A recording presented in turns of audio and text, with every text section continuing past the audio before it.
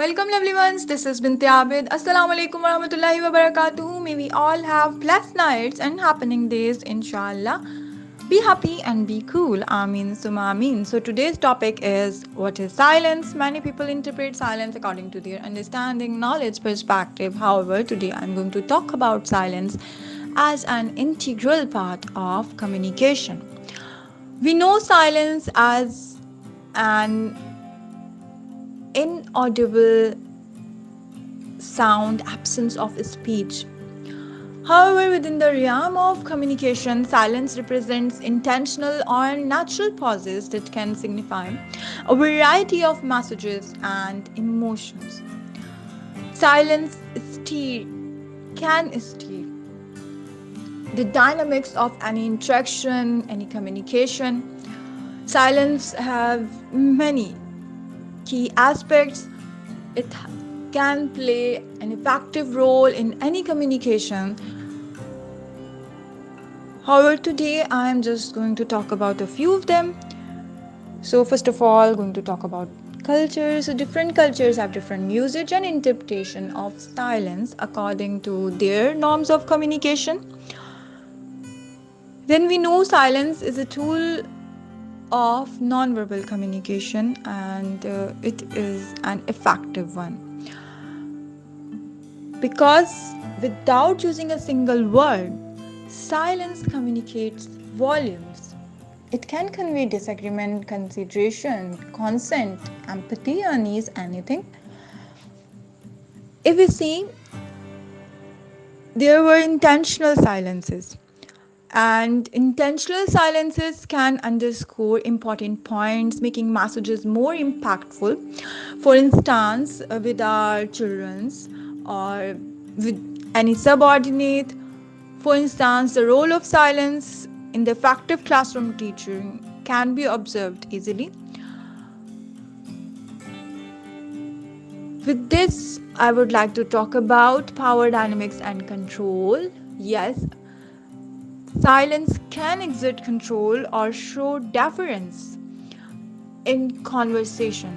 So today I was scrolling down FB once again, and there I got to read this verse by Munir Niazi. I would like to share with you. Just वैसे ही अदब की बात है वरना मुनीर सोचो तो कहते हैं अदब की बात है वरना मुनीर सोचो तो जो शख्स सुनता है वो बोल भी तो सकता है. So like that I am going to talk about that silence signals discomfort or passive resistance. It can show that someone is not interested and the conversation should not be continued, and it can the signal of disagreement here. There is another way around for being silent. A person could be silent because he wants to listen to the person attentively, and that silence is strengthening the connection between the communicators.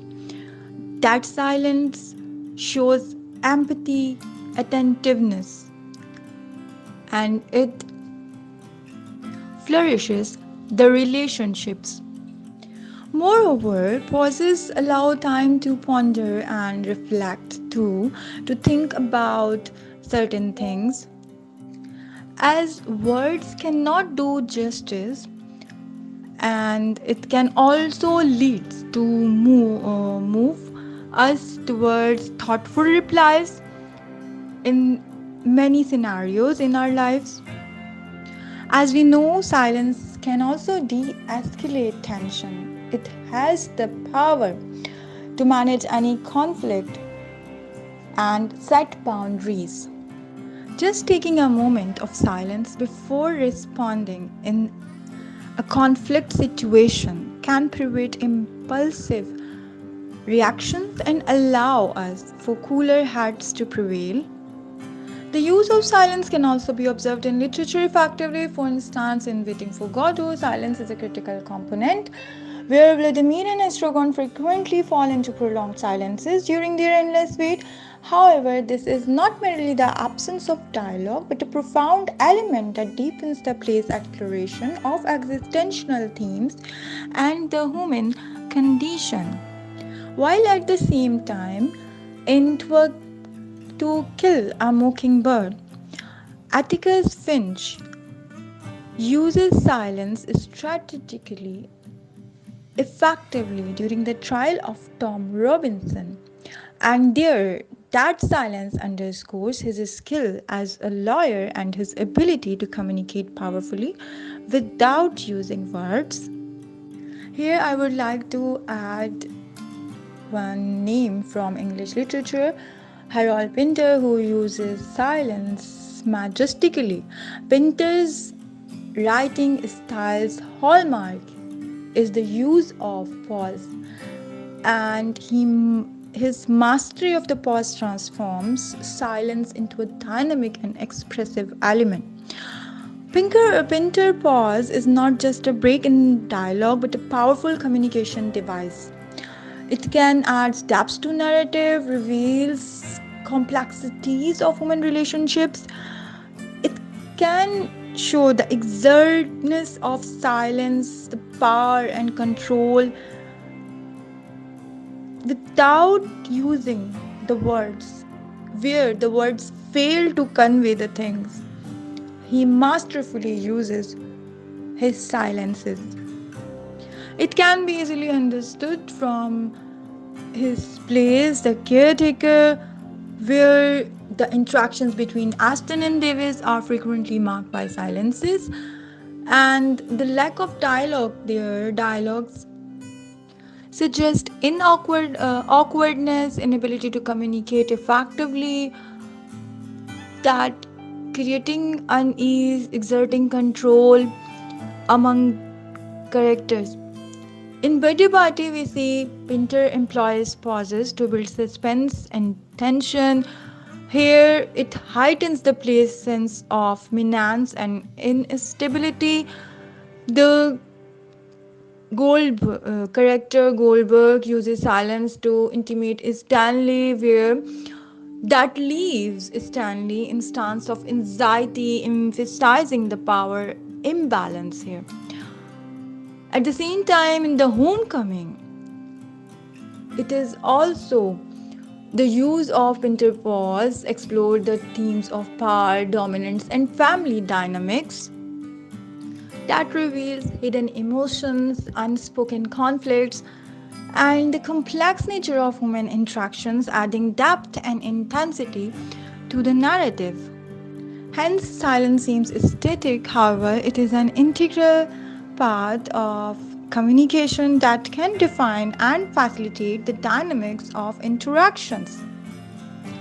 It's all about silence from literary communication perspective. But I would also like to add, as it is igniting passion, so दो बहुत प्यारे इंसानों ने जो है दो बहुत ही प्यारे अशार साइलेंस के बारे में जो है वो शेयर किए, वो आपसे शेयर करूँगी ज़िंदगी के लिए. वो तो कम्युनिकेशन और लिटरेचर की बात थी जो कि हम कम्युनिकेट मतलब को रिलेट करते हैं हम अपनी ज़िंदगी से, लेकिन यहाँ ज़िंदगी का सबक दिया किसी ने कि तुम्हारी चुप और हमारा लहजा, कभी मिलेंगे तो बात होगी. So that lovely person told us the gist of being silent and being patient, using strategically in our lives this effective tool. वहीं जो दूसरे बहुत प्यारे इंसान ने बताया कि कुछ वक्त की खामोशी है, खामोशी ज़रूरी है, लेकिन कुछ वक्त की खामोशी है, फिर शोर आएगा, मेहनत करते रहिए, करते रहिए, तुम्हारा सिर्फ वक्त आया है, हमारा दौर आएगा. सो प्यारे लोगों, मेहनत करना नहीं छोड़िए, अपने ख्वाबों को नहीं छोड़िए, अपने प्यारों के लिए, अपने लिए. इसी के साथ इजाज़त चाहूँगी देखने का अब तक اگر آپ ساتھ ہیں بہت بہت شکریہ. Thank you for joining me, for joining us today. اللہ حافظ, فی امان اللہ.